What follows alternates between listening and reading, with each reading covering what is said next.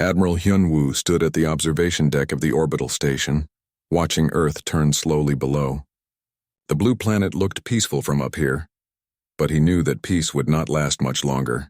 His hands gripped the metal railing tightly as he waited for the others to arrive. The conference room filled quickly. Dr. Minji entered first, carrying her data pad and looking worried. Captain Daeho came next, his military uniform crisp and perfect. Ji-won walked in last, her civilian clothes making her stand out among the military officers. She was there to represent the common people, the families living on Earth and the colonies. "They're here," Hyun-woo said quietly. Nobody needed to ask who he meant. Through the windows, massive ships appeared in space around Earth.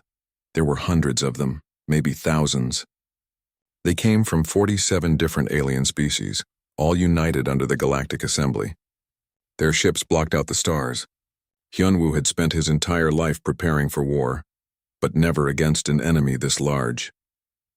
A communication screen lit up on the wall. An alien appeared, its body covered in gray scales and its eyes glowing yellow. It spoke through a translator device. "People of Earth, we bring a message from the Galactic Assembly. You have 30 days to evacuate all territories beyond your home system. All colonies must be abandoned. All mining stations must be shut down.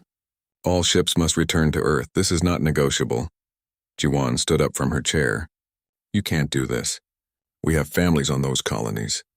Children were born there. Those worlds are our homes now." The alien's expression did not change.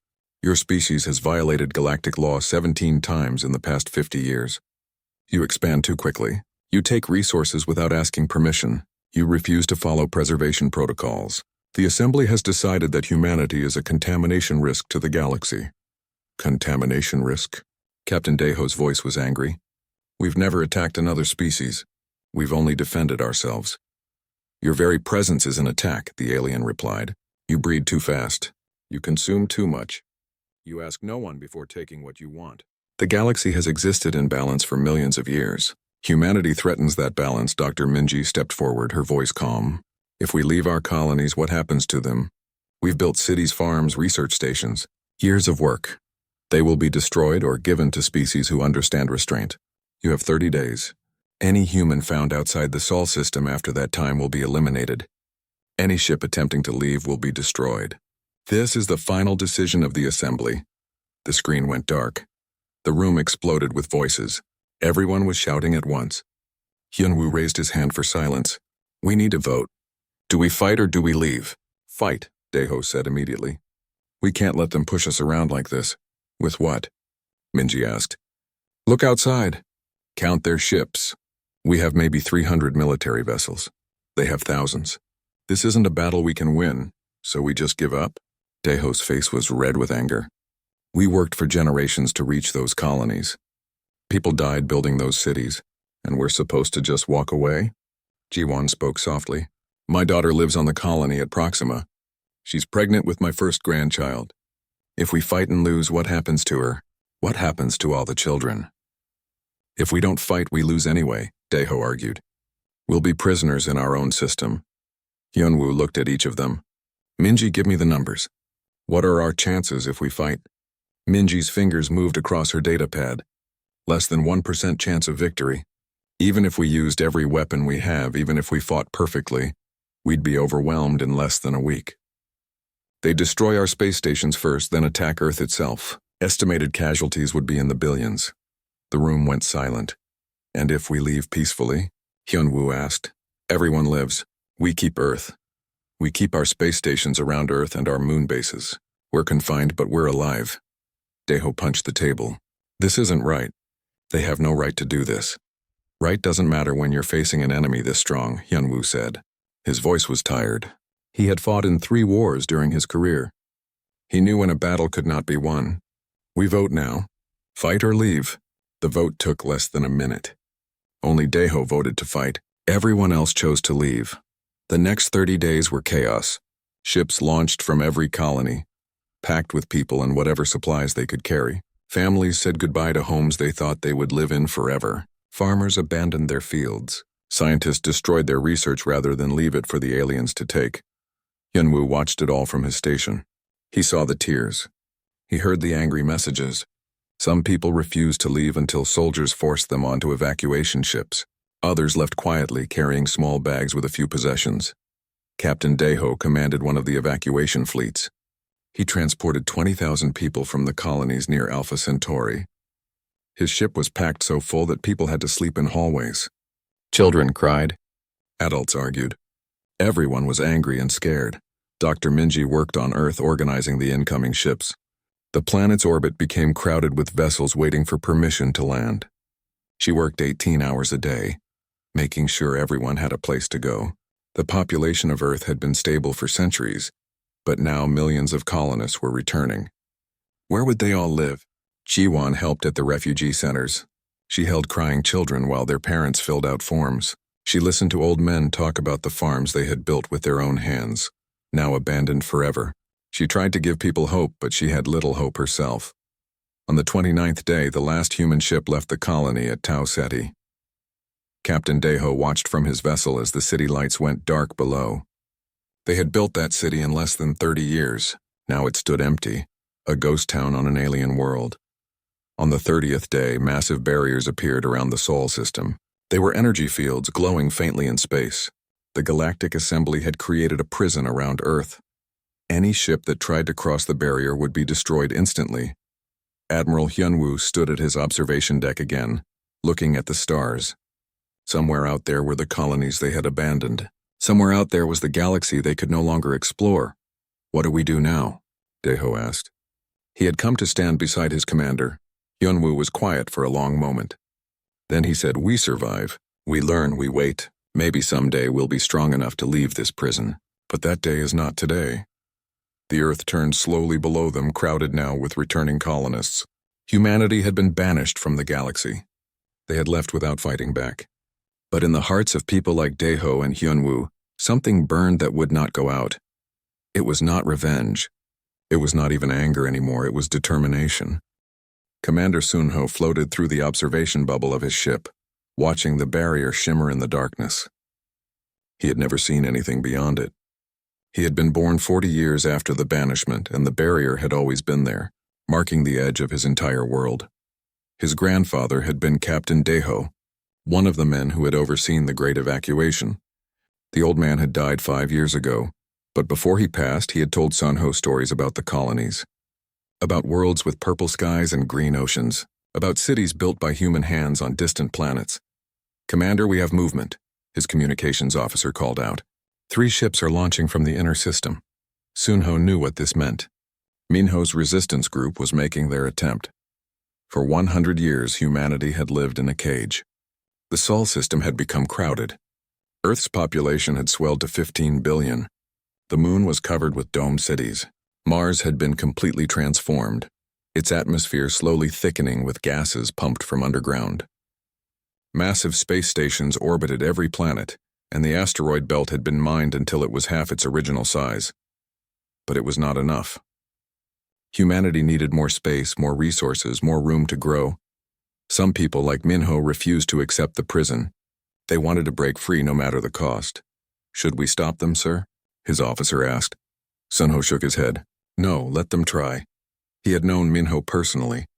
The man was stubborn and brave, but also foolish. He believed that the Galactic Assembly had forgotten about Earth after a century. He thought the barrier might be weak or unguarded. Through his screen, Sunho watched the 3 ships accelerate toward the barrier. They were small vessels, fast and maneuverable. Minho's plan was simple: hit the barrier at full speed and hope to break through before the defenses could respond. The ships reached the barrier. For one beautiful second, nothing happened. Sunho held his breath. Maybe Minho was right. Maybe after 100 years the assembly had stopped watching. Then the barrier lit up. Energy weapons fired from automated satellites hidden in the dark. The first ship exploded instantly, torn apart by weapons fire. The second ship tried to turn back, but a beam cut it in half. The third ship activated its emergency thrusters and almost escaped, but another satellite fired and it became a cloud of debris. 60 people had been on those ships. Now they were gone. Sunho's crew stood in shocked silence. They had all hoped secretly that Minho might succeed. "That hope died with those ships, sir," his sensor officer said quietly. "I'm detecting something strange." The barrier flickered when the ships hit it. Just for a fraction of a second, but it definitely flickered. Sunho moved to the sensor station. "Show me." The data appeared on screen. The officer was right. For exactly 0.3 seconds, the barrier's energy field had weakened. Not much, but enough to measure. "Send this data to Dr. Yuna immediately," Sunho ordered. "Mark it urgent."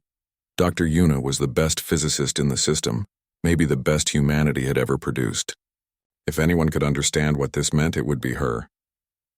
3 days later, Sunho received a message asking him to come to Yuna's laboratory on Europa, one of Jupiter's moons. He took a fast courier ship and arrived in less than a week.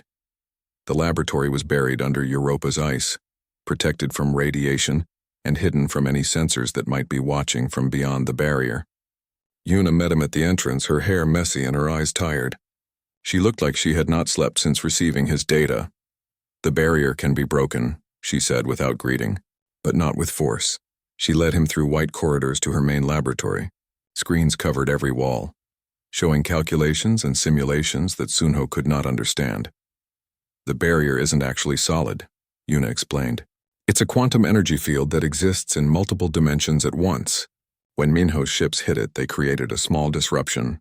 The field had to adjust to maintain its integrity. That's why it flickered. Can we use that somehow?" Sunho asked. "Not yet. The disruption was too small and too short. But it tells us something important. The barrier isn't perfect. It has weaknesses.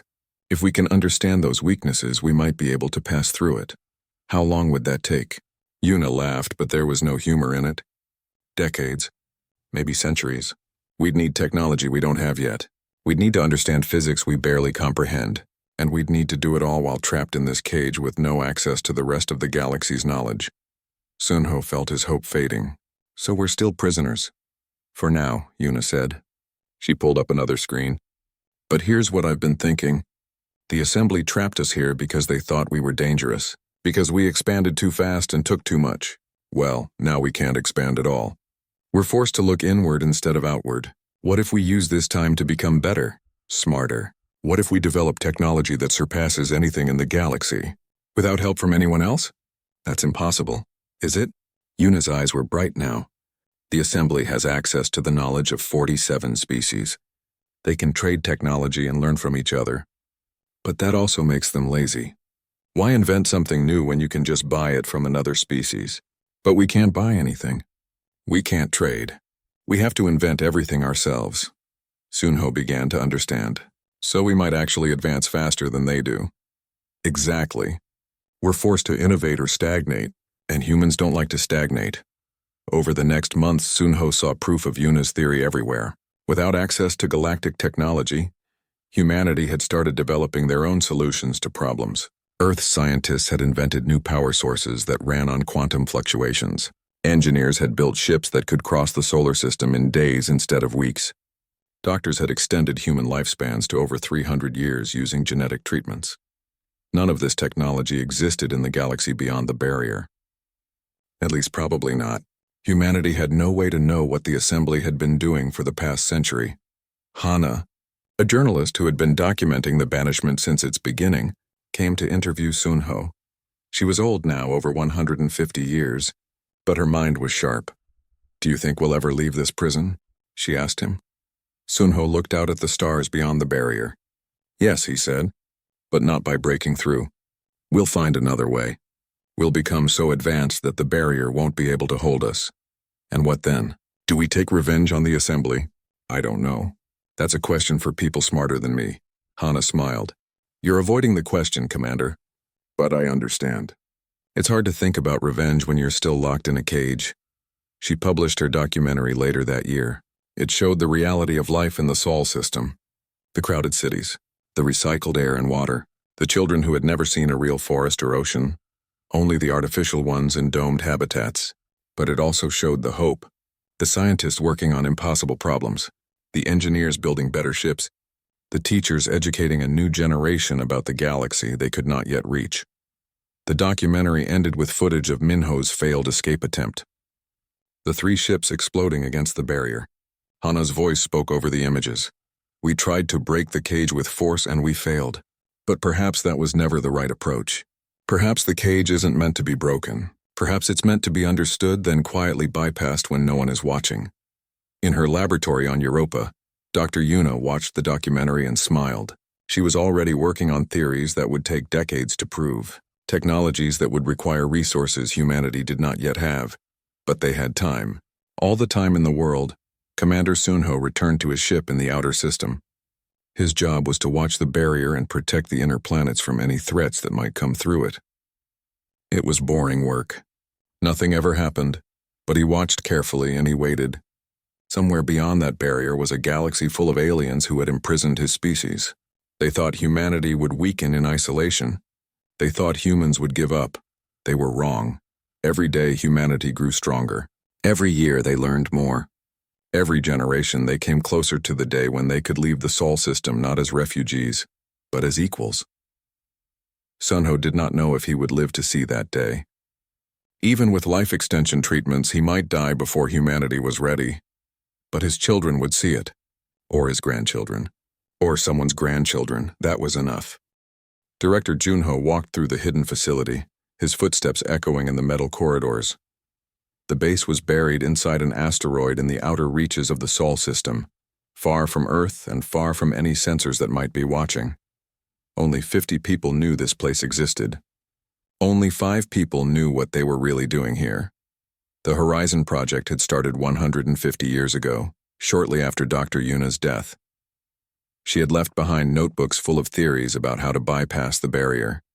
For decades, those theories had seemed impossible. But slowly, piece by piece, humanity had developed the technology needed to test them. Junho reached the main laboratory and pressed his hand against the security panel. The door slid open, revealing a massive chamber carved from the asteroid's rock. In the center of the room sat a ship unlike any other in the solar system. Engineer Sora stood beside it, making adjustments to one of the hull panels. She was young, barely 30 years old, but she had designed most of the ship's critical systems.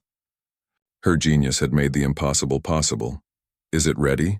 Junho asked. Sora did not look up from her work. "Almost. I need another day to calibrate the phase shift drive. But yes, it should work." Should work is not the same as will work. Now Sora did look up, and she smiled. "Nothing in science is certain until you test it, Director. But I'm as confident as I can be. The calculations are solid. The simulations have all been successful. This ship can pass through the barrier without triggering the defense satellites." Junho studied the vessel. It was small, built for a crew of only 2 people.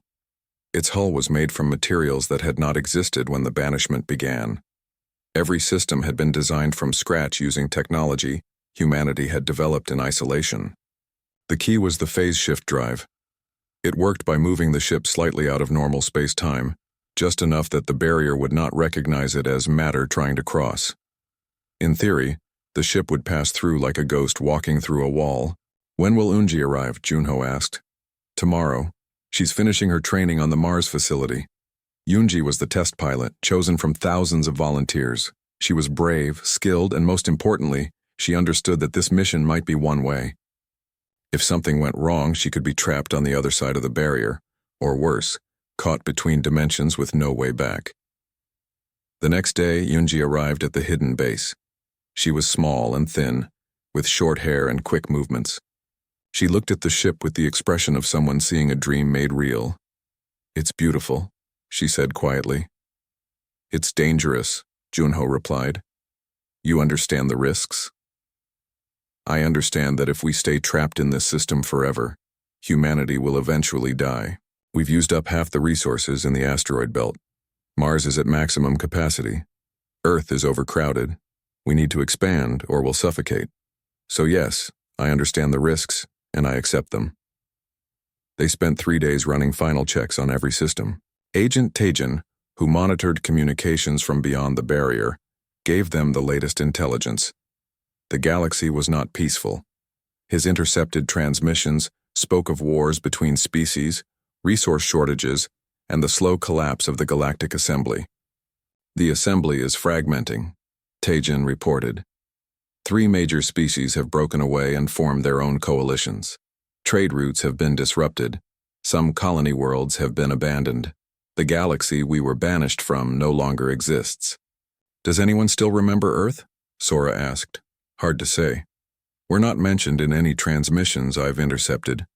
After 250 years, I think most species have forgotten we exist. This was good news for the mission. If no one was watching, Yunji's flight would be even safer. On the fourth day, everything was ready. Yunji climbed into the cockpit while Sora ran through the final checklist. Junho watched from the control room, his heart beating fast despite his calm exterior. All systems are green, Sora reported. Phase shift drive is online. Navigation is set for the target coordinates. The target was an old human colony world, abandoned during the banishment. It orbited a star just 15 light-years from the Sol system. If Yunji could reach it, survey it and return safely, it would prove that humanity could bypass the barrier. Yunji, you are clear for launch, Junho said into the communications channel. Understood, Director. Beginning departure sequence. The ship lifted smoothly from the asteroid's surface and moved toward the barrier. Junho's hands gripped the edge of the control panel. Everything depended on this moment.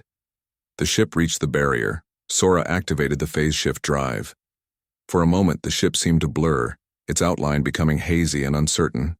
Then it touched the barrier, and instead of exploding like Minho's ships had 2 centuries ago, it slipped through like water passing through a net. She's through, Sora whispered.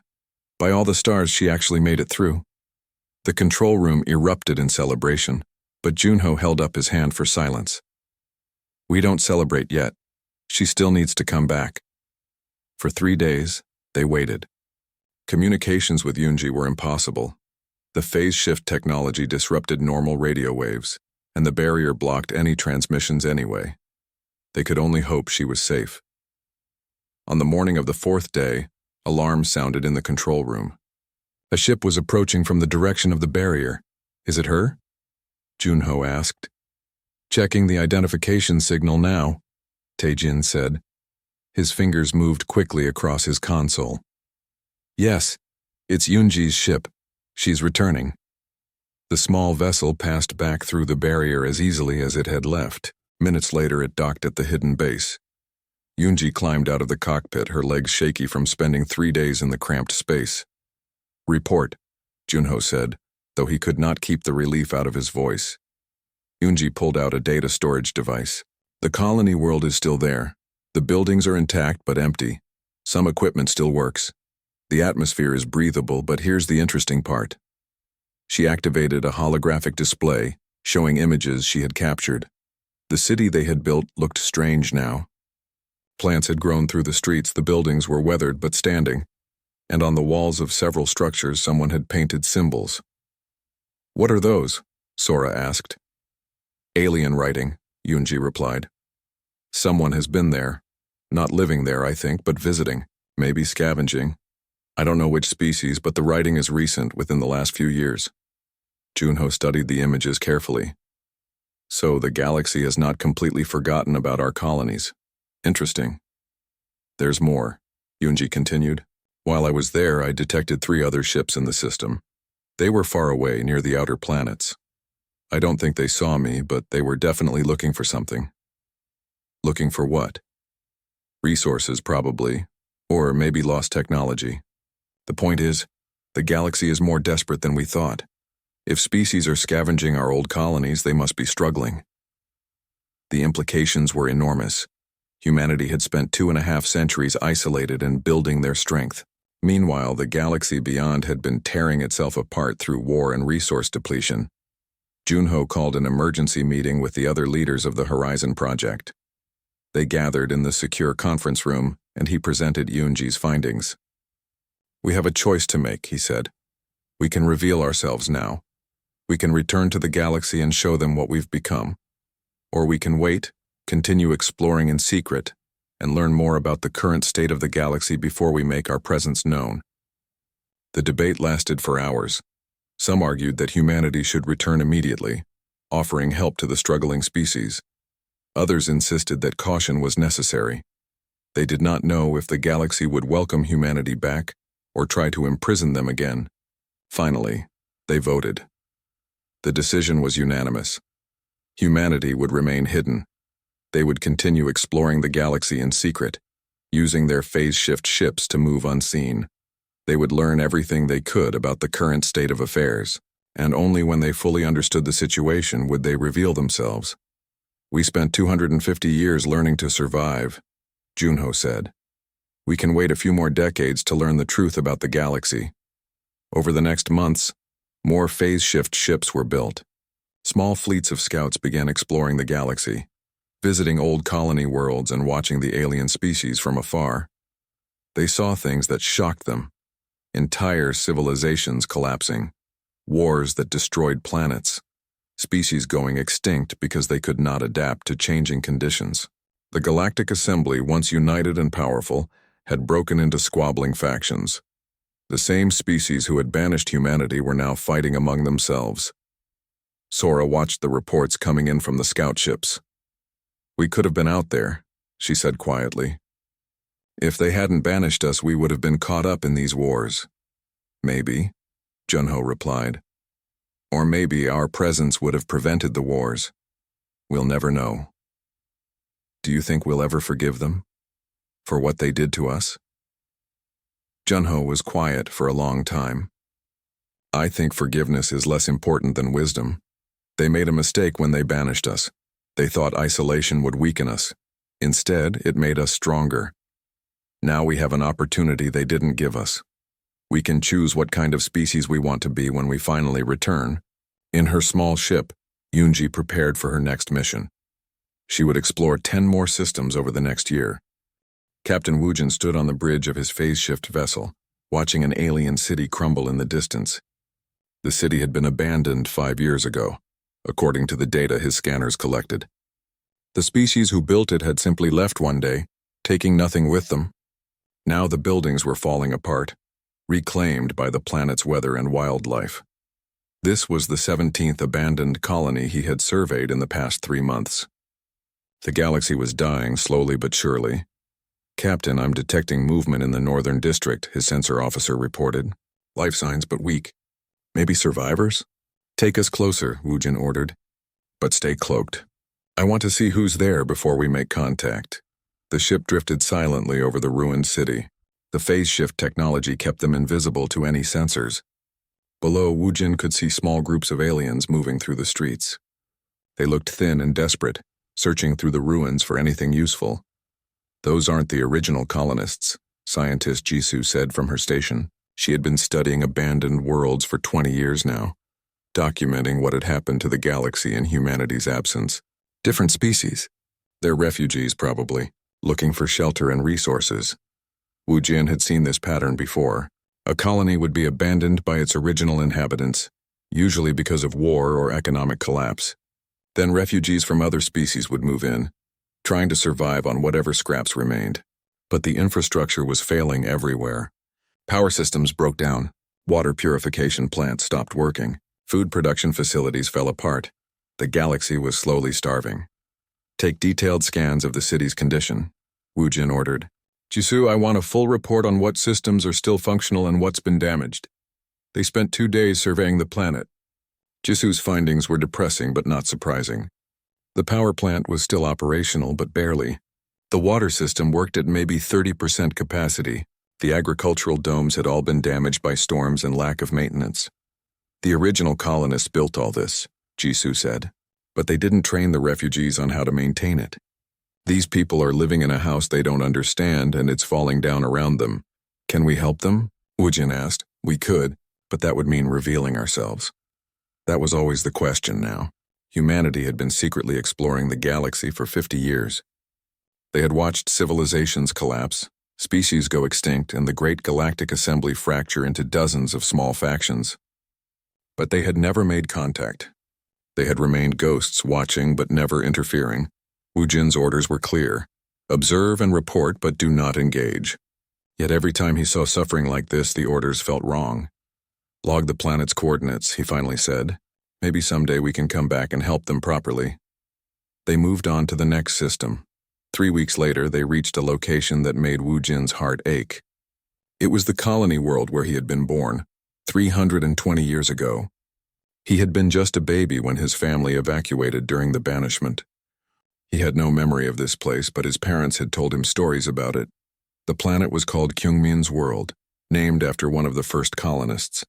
That colonist was still alive, living on Earth, now over 340 years old thanks to life extension technology. He was famous as one of the last living people who remembered life before the banishment. "Take us down to the main city," Wu Jin said quietly. As they descended, he could see that the city was not abandoned. Lights were on in the buildings. Ships moved in the sky, but something was wrong. The city looked damaged, poorly maintained. The streets were dirty. Many buildings had broken windows or collapsed sections. "Aliens are living there," Jisoo reported. "Scanning shows 3 different species. Population is about 50,000, maybe less. That's a fraction of what this city was designed to hold." Wu Jin remembered the stories. This city had housed 2 million humans at its peak. Now it held just 50,000 aliens, and they were struggling to keep it running. "They're using human technology they don't fully understand," Jisoo continued. "The fusion reactors are running too hot. The environmental systems are failing. If they keep going like this, the whole city will become uninhabitable in maybe 10 years. Why don't they fix it properly? They probably don't know how. Human technology was unique. We designed things differently than most galactic species. When we left, we took our knowledge with us." They spent a week studying the city from orbit. Wu Jin watched the aliens go about their daily lives, struggling to survive in a place built by his ancestors. He felt a strange mix of emotions. Anger that his people had been forced to leave. Pity for the aliens trying to live in a place they could not maintain. And something else, something he could not quite name. On the 8th day, they received an urgent message from Earth. It was encoded and sent through the quantum communication network that connected all human ships. "All scout vessels, return to rendezvous point Delta 7 immediately. Priority Alpha situation." Wu Jin knew what Priority Alpha meant. Something had happened, something important enough to recall the entire secret fleet. "Set course for Delta 7, he ordered. "Maximum speed." It took 3 days to reach the rendezvous point, an empty region of space far from any star systems. When they arrived, Wu Jin was shocked to see 50 other phase shift vessels already waiting. He had not realized humanity had built so many scout ships. A communication channel opened, and Director Junho's face appeared on the screen. He looked old now, over 200 years old, though still sharp and alert. "Captains, we have a situation," Junho said without preamble. "One of our scout ships detected a distress signal from a remnant of the old Galactic Assembly. They're under attack by a hostile faction and requesting help from anyone who can hear them. They don't know who we are. They're just desperate." Wu Jin felt his pulse quicken. This was the moment they had been preparing for, the moment when humanity would have to decide. "The ship in distress is carrying 3,000 refugees," Junho continued. "Mostly civilians, including children. If we don't help them, they'll all die. But if we do help them, we reveal ourselves. The galaxy will know that humanity never really left." The screen showed images from the battle. A large civilian transport ship was being chased by smaller, faster warships. Weapons fire lit up the darkness. The transport's shields were failing. "We need to vote," Junho said. "Do we help them?" Wu Jin did not hesitate. "Yes." Around him, the other captains gave the same answer. After 300 years of hiding, after watching the galaxy tear itself apart, humanity had seen enough. "Then we go in together," Junho said. "All ships proceed to the coordinates I'm sending. We decloak on my command and neutralize the hostile vessels. Try to avoid killing anyone if possible, but protect that transport ship at all costs." 50 human ships jumped to faster-than-light speed simultaneously, crossing 50 light-years in minutes using technology the galaxy had never seen before. They arrived in the middle of the battle. The transport ship was burning, its engines damaged and life support failing. 6 hostile warships circled it like predators.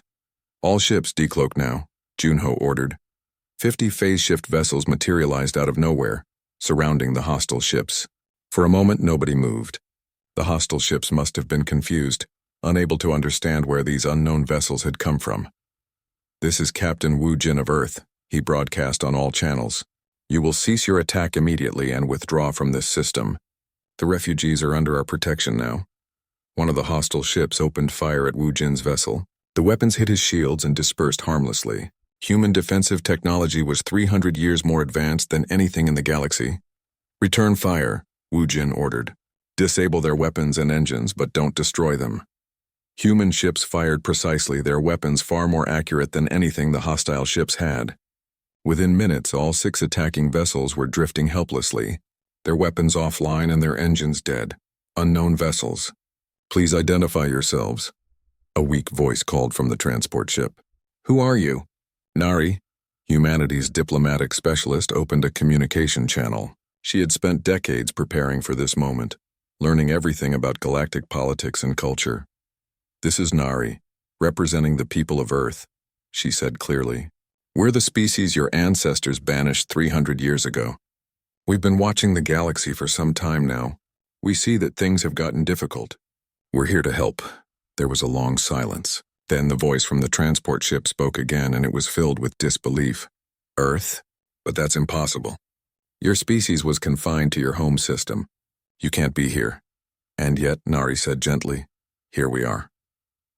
Wu Jin watched as human ships moved to assist the damaged transport. They projected shield around it, stabilizing its life support. They sent repair crews across in small shuttles. They organized the evacuation of the most critically wounded. The hostile ships that had attacked the transport were left drifting in space, disabled but intact. Wu Jin sent them a message. When your ships are repaired, you may leave. Tell whoever you work for that Earth has returned to the galaxy. And next time you see refugees in need of help, remember this day. Remember that someone was watching. News of the rescue spread through the galaxy. Ambassador Somin stepped off the transport ship and onto the surface of a neutral world.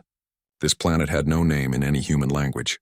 It had been chosen because no single species controlled it, making it the perfect place for what would happen today. Today, for the first time in 320 years, humanity would speak directly to the galactic powers. The meeting hall was massive, built long ago by a now extinct species. Delegates from 40 different alien civilizations waited inside. Some represented what remained of the old galactic assembly. Others came from the new factions that had formed after the assembly's collapse. All of them wanted answers. Somin walked through the entrance, accompanied by Fleet Admiral Jiho and Elder Hijin. Jiho wore his military uniform, covered in medals earned during the decades of secret exploration. Hijin carried a data device containing the complete historical records of humanity's banishment and everything that had happened since. The aliens stared as the 3 humans entered. Some looked curious. Some looked afraid. Some looked angry. A delegate from the Velkari species stood to speak. The Velkari had been one of the most powerful members of the old assembly. Now their civilization was a shadow of what it had been, weakened by war and internal conflict. People of Earth, the Velkari said, you were banished from the galaxy for your species' rapid expansion and disregard for preservation laws. Yet now you return with technology far beyond our own. You appear in systems where you should not be. You intervene in conflicts that do not concern you. Explain yourselves. Somin had prepared for this moment for years. She had studied every species in the room, learned their customs and their fears. She knew exactly what to say. 320 years ago, she began, her voice calm and clear, you came to Earth and told us we were contamination. You said we expanded too quickly, consumed too much, and threatened the galaxy's balance. You gave us 30 days to abandon everything we had built and return to our home system. We could have fought you. We had the will to fight. But we chose not to, because fighting would have meant the death of billions of our people. So we left without resistance. She paused, looking around the room at each delegate. You imprisoned us behind an energy barrier and forgot about us. You thought isolation would weaken us. You thought we would stagnate and eventually die out. You were wrong. Somin activated a holographic display. Images appeared showing the Sol system as it was now. Massive orbital cities around Earth, the transformed surface of Mars, the mining stations in the asteroid belt, the research facilities on Europa and Titan. We could not expand outward, so we expanded inward. We could not trade with you, so we invented everything ourselves. We could not learn from your knowledge, so we created our own. For 3 centuries, while you fought your wars and destroyed your own civilizations, we grew stronger. Fleet Admiral Jiho stepped forward. 50 years ago, we developed technology that allowed us to bypass your barrier. We could have left at any time after that. We could have taken revenge for our banishment. We could have conquered the colonies you gave to other species after forcing us out, but we did not. Another holographic image appeared showing the rescue of the refugee transport ship. Instead, we watched, Jiho continued. We observed the galaxy falling apart. We saw species going extinct. We saw worlds abandoned. We saw refugees struggling to survive in cities they did not understand. And when we finally revealed ourselves, it was not to attack. It was to save lives. A delegate from another species stood up angrily. You spied on us. You violated our sovereignty. We did exactly what you feared we would do, Soman interrupted. We expanded. We explored. We took resources where we found them. The only difference is we did it without hurting anyone. We did it while you were too busy destroying each other to notice. Elder Hyejin stepped forward now. She was the oldest human in the delegation, over 350 years old. She had been a young woman when the banishment happened. She remembered the evacuation, the fear, the anger. I want to read you something, Hyejin said. She activated her data device and pulled up an old recording. This is from the message the Galactic Assembly sent to Earth 320 years ago. Quote, Your species has violated galactic law 17 times. You expand too quickly. You consume too much. You ask no one before taking what you want. The galaxy has existed in balance for millions of years. Humanity threatens that balance. End quote. She looked around the room. Now let me tell you what happened in the 300 years after you banished us. The Velkari Empire collapsed after a civil war that destroyed 40% of their worlds. The Drexian species went extinct when their home planet's ecosystem failed from overmining. The Torvan Coalition started 3 separate wars over resource disputes. 12 colony worlds were completely abandoned. The galactic population dropped by 30%. She paused to let that sink in. You accused us of threatening the galaxy's balance, Hyejin said quietly. But the moment you removed us, everything fell apart.